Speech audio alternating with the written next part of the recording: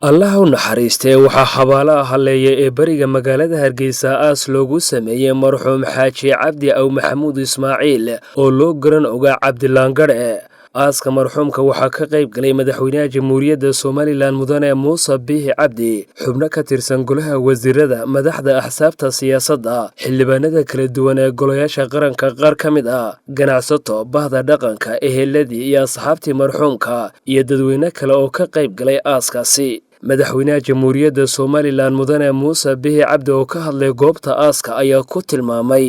marxuum cabdi aw maxamuud inuu ka mid ahaa odayaasha waayo aragga ee dalka iyo dadkaba ka baxay ilaahay xaaji cabdi maxamuud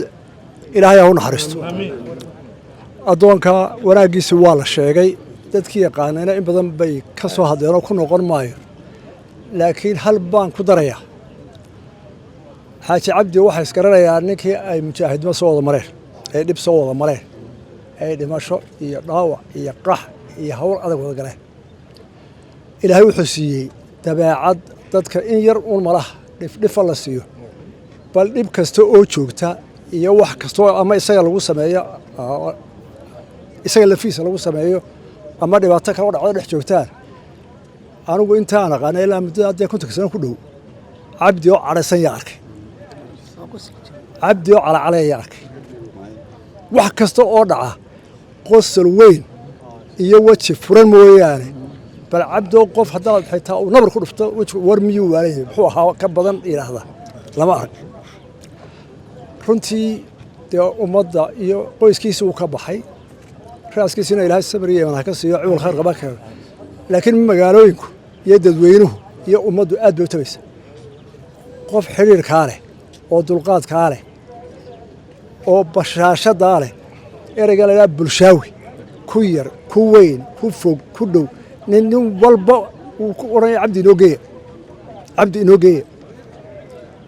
waa dhif ilaahay awoodda cidu siiyaa ilaahay cabdi ha u naxariisto laakiin waan ku celinayaa bulshadu aad bay u tabi doontaa meel kasta ha joogtee dadkii yaqaanay iyo ummaddu halkaa dhagax weyn baa ka dhaqaaqay oo ummadda isku hayay nin xoolala mu ahayn xoolada kale ma ahayn laakiin ilaahay awood buu siiyey dadka o dhan isku hayo ilaahay cawl khayr qabankiisa ana siiyo ummadda samarey baan ka siiyo isaga ilaahay jannada ha ka waraabiyo intii ka horreysay muslimiina allah u naxariisto innagana allah inaga daba naxariisto xubno ka tirsan golaha wasiirada axsaabta siyaasadda xildhibaanada kala duwan ee golayaasha qaranka qaar ka mid ah ganacsato bahda dhaqanka iyo dadweyne kale oo ka qayb galay aaska loo sameeyey marxuumkaasi ayaa iyaguna ka warramay taariikhda durugsan ay u lahaayeen marxuumka iyagoo ilaahay uga baryey inuu u dembi dhaafo aaskii xaaji cabdi maxamuud ismaaciil cabdilaangadhe ilaahay naxariistii jannada ha ka waraabiyo ilaahay jannadii firdowsaha ka waraabiyo waxaan ka tacsiyadaynaynaa dhammaan qaranka reer somaliland oo dhan odayaashii qaranka reer somaliland buu ahaa waxaan ka tacsiyadaynayaa qoyskiisii iyo eheladiisii in ilaahay samir iyo iimaanba ka siiyo ilaahay subxaana wa tacaala waxaan ka baryaynaa ilaahay xaaji cabdi inuu jannadii ka waraabiyo qabrigana u ballaadhiyo su'aalahana u khafiifiyo ayaan ilaahay ka baryaynaa innagana samir iyo iimaan naga siiya cabdida waad aragtaa inta u timi ergo u socota ayaad arkaysaa inuu nin khayr qabaa waxa weeye biriijyadii isku xigi jiray hargeysa ayuu ka mid ahaa waa raggii qulay harsanaa buu ahaa maalintii dhintay ilaah u naxariistay xaaji cali bootaan ayaan maalintaas saasoo kale idhi waa raggii isku xidhiyey biriijyada hargeysa xarkii isku hayey ayuu ahaa nin qiimo weyn buu ahaa nin culus buu ahaa cabdi aw maxamuud ismaaciil cabdi aw cadde oo ahaa odayaashii iyagoo rag waaweyna ku galay halganka ee mustambeedka ahaa ee fadhiyey meelay soo martayba soo hitiqinayey ilaahay naxariis jannaha siiye cabdi wuxuu ahaa nin cibaado wuxuu ahaa nin wanaag talisa nin samatalisa waxaynu uga maragnahay intii dambana inuu u go'ay masaajidada ilaahay dembigiisa iyo dembigiisa waalidkiiba ha dhaafo ilaahayna kana samir iyo iimaan saadiq ah inaga siiyo maanta waxaynu joognaa aaskii xaaji cabdiraxmaan aw cadde oo ahaa shakhsi ku caana somalilan iyo dowlad deegaanka soomaalida iyo dhul badan oo soomaalidu degto ilaahay naxariis jannaha ka waraabiyo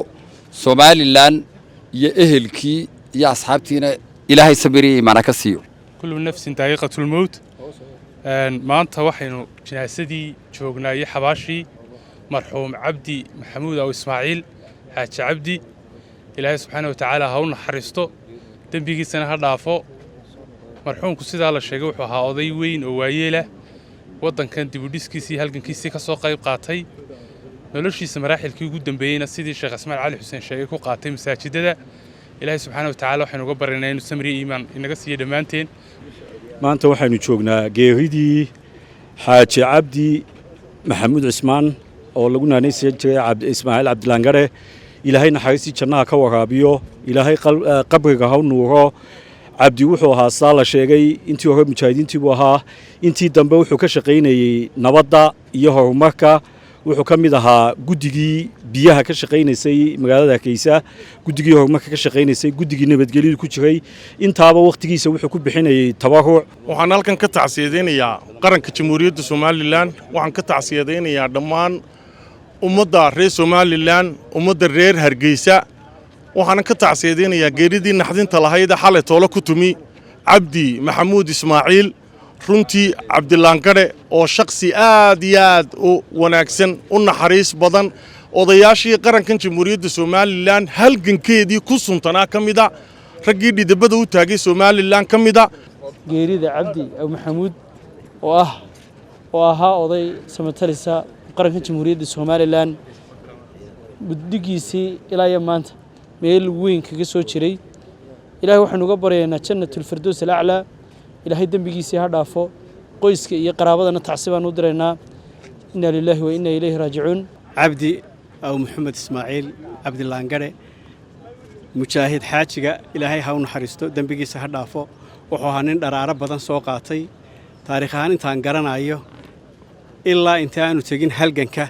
wuxuu ka mid ahaa raggii ugu furfurcoonaa ama dhalinyarada Hargeysa ugu furfurcoonayd waa halgamaa wuxuu mujaahid wuxuu isku xidha ilaahay ha u naxariisto xaaji cabdi maxamuud ismaaciil oo maanta inuu aaskiisa joogno yaan aadna la isku yareeraynin anagu waxaanu isbarannay 1975 ilaa maalintaa hawlow ku jiray Hargeysaanu isku barannay qaaxaanu isku barannay cagamalo tuuladiisa eed baanu isku barannay ilaahay waxaanu uga baryaynaa jannatul firdaws al-a'la raaji'uun maanta geeridaynu joognaa waa cabdi sheekh maxamuud oo ku caan ahaa Soomaaliland wax badan ka soo qabtay qarannimadan raggii ku soo qabtay oo ku soo dagaalamay u halgamay buu ahaa intii ka dambeysay nin cibaado badan buu ahaa nin aad iyo aad dadka u taakuleeyo ahaa nin cibaado badan buu ahaa ilaahay waxaanu ka baryaynaa naxariis Allah inuu ka waraabiyo ilaahay dambigiisa ha dhaafo ilaahay qabriga ha nuuro ilaahay su'aasha ha fudaydiyo inagana samariye iimaan Allah inaga siiyo waxaanu joognaa xabaashii marxuum cabdi xaaji cadde